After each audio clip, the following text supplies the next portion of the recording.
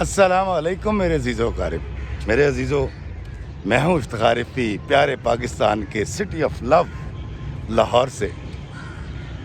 کیا میں مخل ہو سکتا ہوں سر؟ دوستو، مخل کا مطلب ہوتا ہے مداخلت کرنا، اور اس کو بیجا مداخلت بھی کہتے ہیں۔ اور مداخلت کرنا کسی کی زندگی میں نہایت گھٹیا اور قبیح فعل ہے، لیکن مجھ جیسے لوگوں کی زندگیوں میں دخل اندازی کرنے سے باز نہیں آتے۔ اللہ تعالیٰ نے ہم سب کو ہمارے ارد گرد پری ذات دیے ہوتے ہیں، لیکن ہم کمالی بن کے ان پری ذاتوں کی دل آزاری کرتے ہیں۔ کمالی ایک سمبل ہے، ایک نمائندہ ہے سوسائٹی کا، ان لوگوں کی نمائندگی کرتا ہے جو یہ کہتے ہیں کہ یار میں تیرے فائدے دی گل کرن ڈے ہیں، تم کھاتے کیسے ہو، تم چلتے کیسے ہو، تمہیں بولنا نہیں آتا، تمہاری رنگت کیسی ہے، تمہارے نمبر کیوں کم آئے، یار تمہیں بات کرنے کی تمیز نہیں ہے۔ ایسے کمالی ہمارے ارد گرد بکھرے پڑے ہیں جو اپنے ہی پریزادوں کے دل دکھاتے ہیں، اپنے زبان کے تیر چلا کر کمان سے تیر چھوڑتے ہیں جو پریزادوں کے دلوں کو چھلنی کر دیتے ہیں، لیکن وہ مسکراتے ہیں۔ اور اللہ تعالیٰ نے ان کو اتنی بھی توفیق نہیں دی ہوتی کہ وہ کمالی کی طرح بری بات کرنے کے بعد یہ کہتے ہیں کہ سوری سر، زبان پھسل گئی، سوری کرنے کی بھی جرت نہیں رکھتے۔ تو کمالی تو ان سے اچھا ہوا کہ وہ کم از کم بری بات کرتا ہے تو سوری تو کر لیتا ہے۔ کمالی نے 5 سال بیٹھ کر مفت کی تنخواہ کھائی، حرام کھایا، لیکن ہمارے ارد گرد بہت سے ایسے کمالی ہیں جو 5 سال نہیں بلکہ عمر بھر اپنے پریزادوں کے دل دکھاتے رہتے ہیں،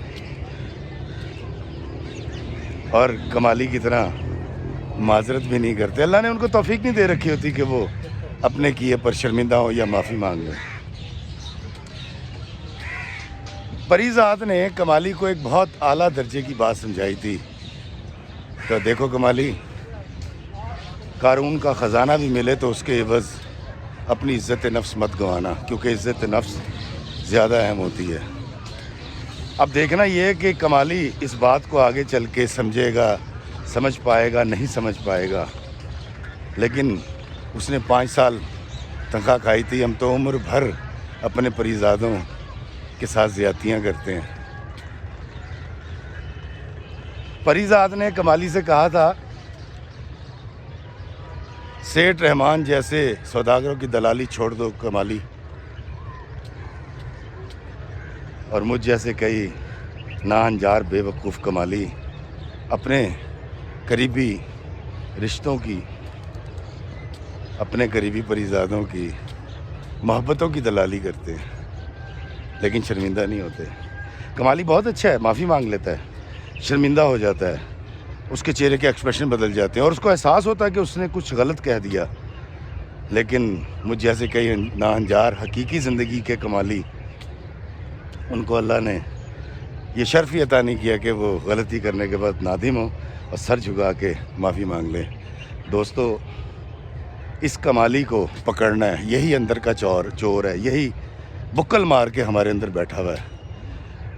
ہاشم ندیم نے کمالی کا کردار لکھ کر کمال کر دیا۔ اللہ تعالیٰ نے ہم سب کو ہمارے حصے کے پریزاد عطا کر رکھے ہیں۔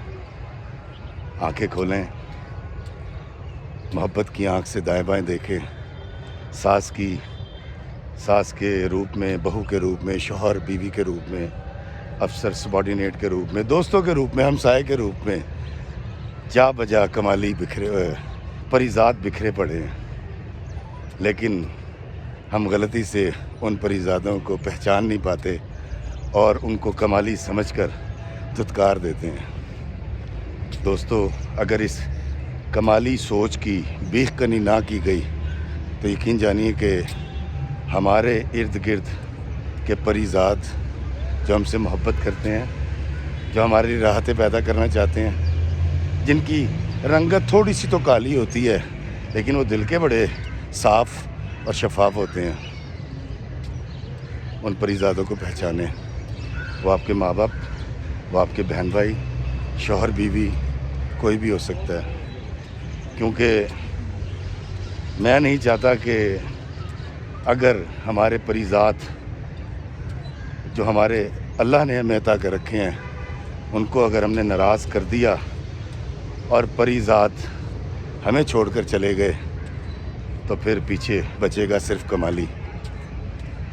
اپنے پریزادوں سے محبت کیجیے، ان کو پہچانیے، ان کا مرتبہ ان کو دیجیے اور ان پریزادوں سے محبت سیکھیے تاکہ کل کو یہ کوئی نہ کہہ سکے کہ نہ پوچھ پریزادوں سے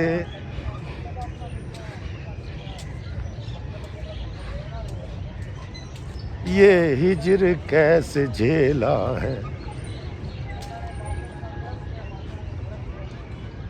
محبت کیجیے اور شکر کیجیے کہ اللہ نے آپ کو پریزاد عطا کی ہے. اللہ مجھے اپنے ارد گرد کے پریزادوں کی توقیر کرنے کی توفیق عطا فرمائے. اللہ ہمیں آسانیاں عطا فرمائے اور آسانیاں تقسیم کرنے کا شرف عطا فرمائے. آمین. السلام علیکم ورحمۃ اللہ وبرکاتہ.